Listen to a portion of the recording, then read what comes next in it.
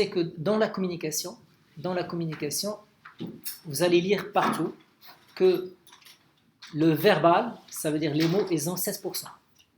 Le paraverbal, c'est quoi le paraverbal? C'est les silences, les hésitations, l'intonation, la musicalité, la prosodie.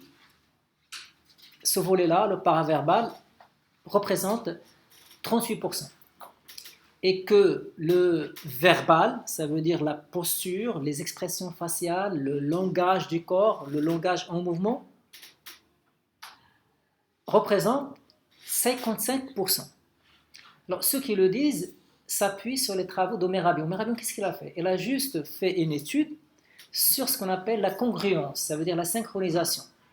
Il a filmé des personnes, regardez, qui disaient, regardez comme ça, je suis heureux.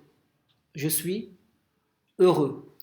Alors, vous avez remarqué que le verbal, il dit quelque chose, mais l'expression faciale, il dit autre chose. Alors, à ce moment-là, quand il y a une discordance entre le verbal et le paraverbal, entre ce que vous dites et l'expression faciale, à ce moment-là, les mots n'ont pas beaucoup d'importance. Parce que vous allez faire attention au corps et pas aux mots.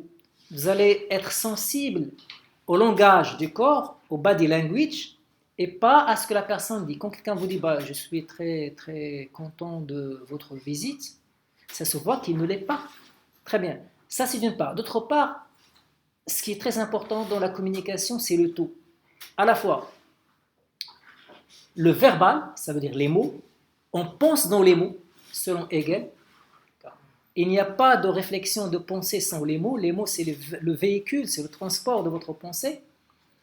En même temps, le paraverbal, les silences, l'intonation, la mélodie également, ce volet est très important. Et la même chose, ce qu'on appelle le non-verbal, le corps, votre façon de s'habiller, attention, votre façon de s'habiller, votre façon de se tenir devant votre auditoire, le regard, les expressions faciales, la gestuelle, tout ça, c'est très important.